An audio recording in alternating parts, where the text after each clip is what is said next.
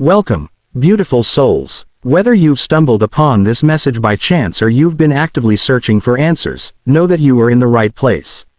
Today's topic is one that touches so many lives in silent, often invisible ways. It's about control. Not the kind that's obvious or loud, but the quiet, sneaky kind that seeps into your thoughts, emotions, and decisions. You might have found yourself feeling drained, constantly confused, or always second-guessing your actions around a certain person. Maybe it's a friend, a partner, a family member, or even a coworker. You might have thought, is it just me? But let me assure you, it's not just you. This is real, and it's time to talk about it. Have you ever found yourself feeling strangely guilty, emotionally exhausted, confused, or even powerless in a relationship, whether with a partner, a friend, a family member, or even a coworker, but you couldn't quite put your finger on why?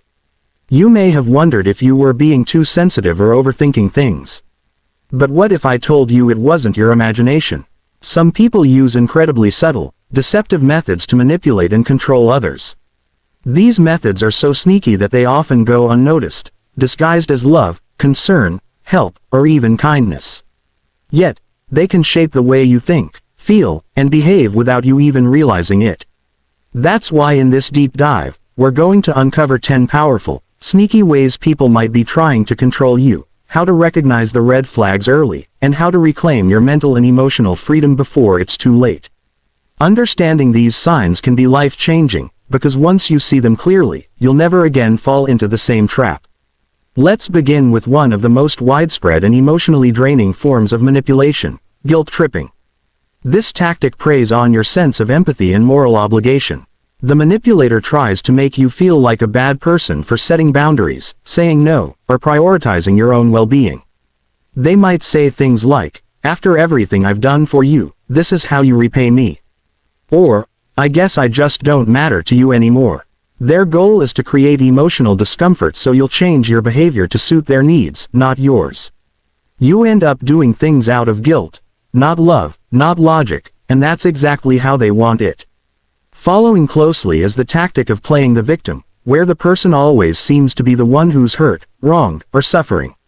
No matter what happens, they find a way to turn the narrative around so they're the one to be pitied.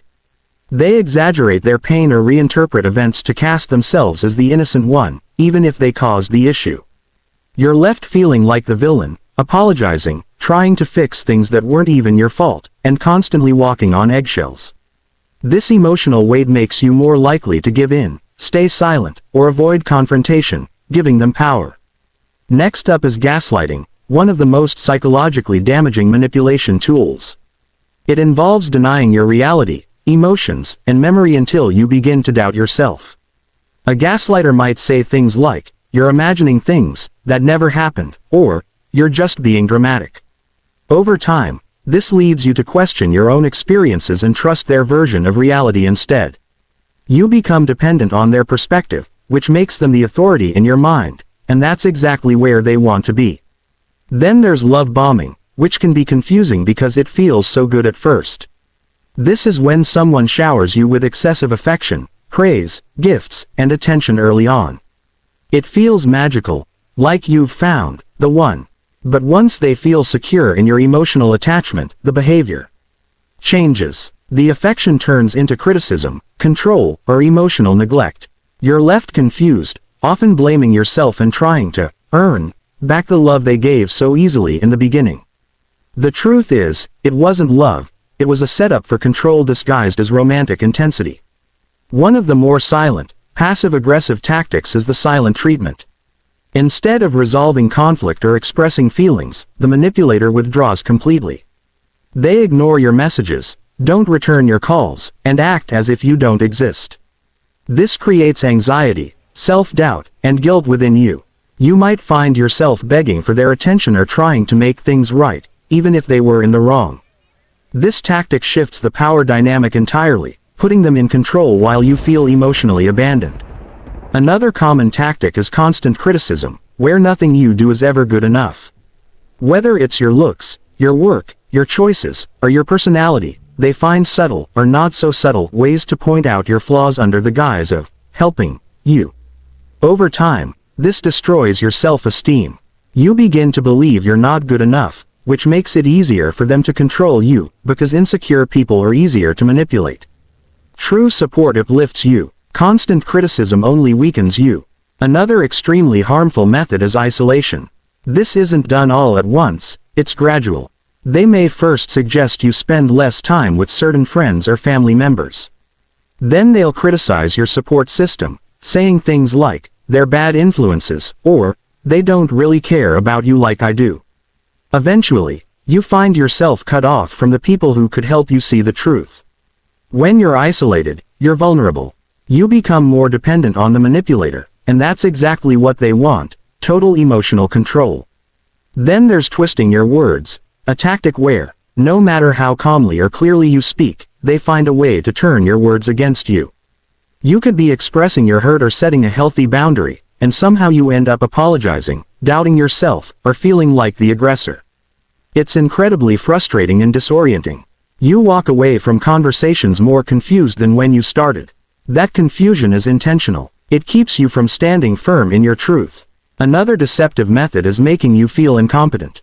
The manipulator might take over tasks or decision-making, not because they're being helpful, but because they want you to feel incapable.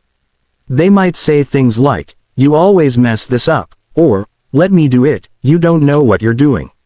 Over time, you begin to believe them. You second-guess your abilities, and you rely on them more and more. This creates a power imbalance where they hold control not just over the situation, but over your sense of self. Finally, one of the most dangerous and emotionally scarring tactics is threatening to leave or harm themselves if you don't comply. They may say things like, "If you leave me, I'll kill myself," or, "You're the only reason I'm alive."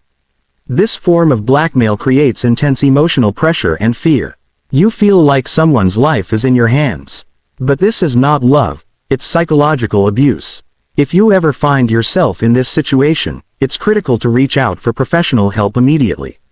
No one should be responsible for another person's mental health in such a harmful way. In conclusion, these tactics, though often subtle and disguised as love, care, or concern, are deeply manipulative and designed to control you emotionally, mentally, and even physically. If any of these patterns sound familiar, please don't blame yourself.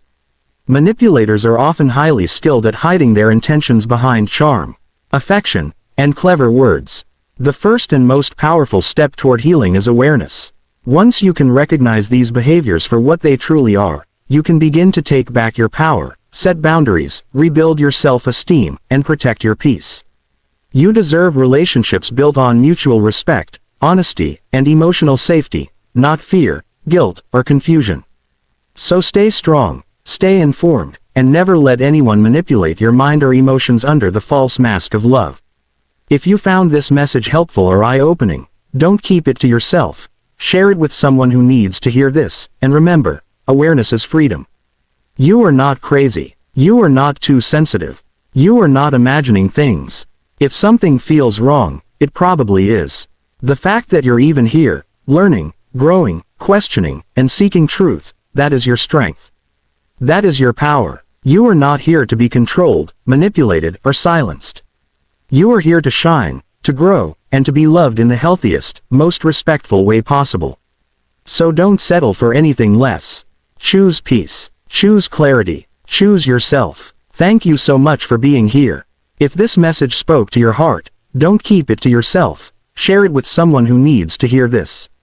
You never know whose life you might change just by spreading awareness.